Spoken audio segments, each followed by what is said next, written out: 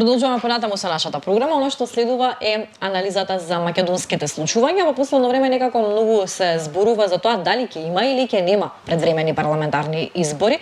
Најчесто се споменува дека би биле идеални според одредени предлози да бидат заедно со локалните избори на есен. Во продолжение ќе зборуваме на оваа тема. Какви се шпекулациите? Има ли нешто вистина во тоа? Ќе имаме ли предвремени парламентарни избори?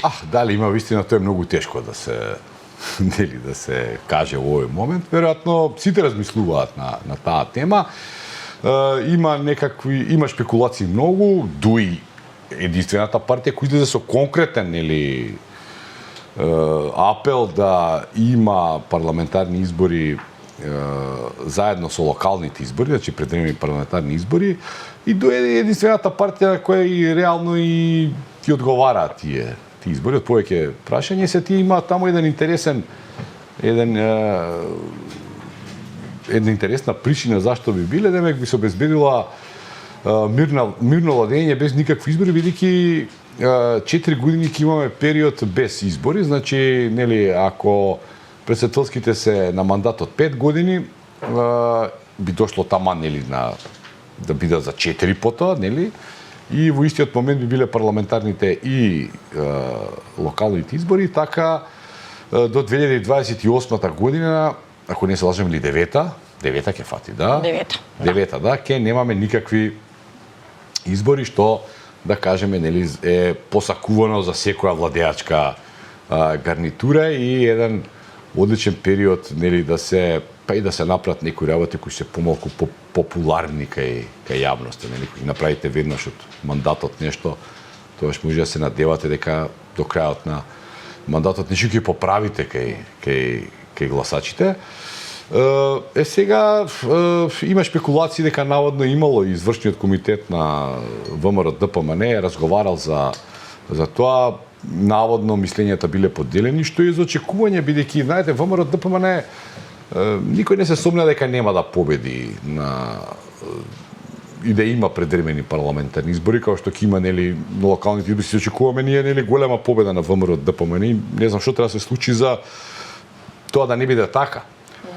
Но тие добија огромна поддршка од граѓаните, на вистина еден спектакуларен резултат кој мислам дека е многу тешко да се повтори. Значи тоа се создаде една атмосфера на казнување и беа казнети СДСМ и владата што таа предводеше, и сега не сум ја баш најсигурен дека истото може би дека се нема кога да се казни, сега треба некој да се поддржи. Тоа што досега е покажано од ВМРО ДПМН некако плива, некако не е некоја јасна, не е некој јасен, не се дават јасни сигнали на политиката која ќе биде застапувана, значи не е тоа некој не знам каков, а беше очекуван инвестициски бум кој ние требаше да го имаме, него се све некои најави, ќе има инвестиција тука, ќе има ова, ефтините пари што ги видовме со унгарски кредит кои што ќе одат во локална самоуправа, не е тоа така лошо, но е далеку од некои очекувања за не знам какви фабрики и не знам какви инвестиции. Затоа, значи, да резимираме вака некако на брзина, на ДУИ им одговараат тие предвремени избори, на ВМРО ДПМН само делумно, СДСМ и останатите политички партии, значи тука се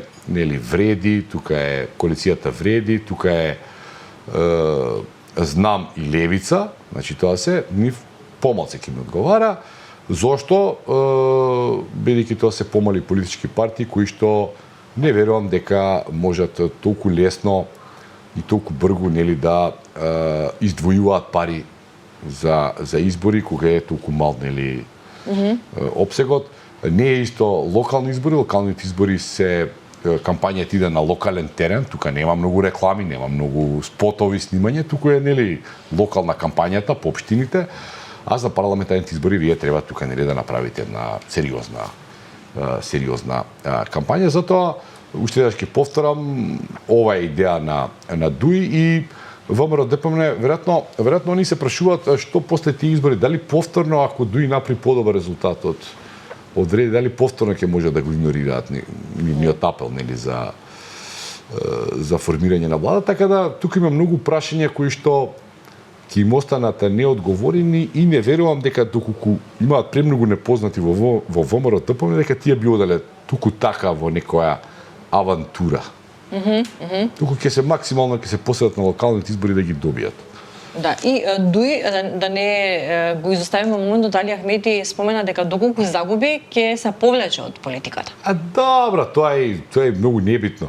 Да, тој рече дека доколку нели другите остварат, ама и тоа толкување на кој како освил, шо освил, особено ако имате и локални во исто време и парламентарни избори, нели тоа броењето на гласови во политиката не е секогаш математичко броење на гласовите. Особено што тој, например, представува една коалиција која не е само албанска, знаете. Тој вели, јас сум представник на албанците, а има таму и бошњачки гласови, и турски гласови, така да не е тоа баш чиста таа математика. Тоа што на Дуи му е проблем е дека тие не можат да издржат во опозиција, бидејќи имаат премногу разгалени кадри кај себе, нели, кои не се навикнати на калови, на протести, на митинзи, па се работат, нели, се работи за луѓе кои се елитисти.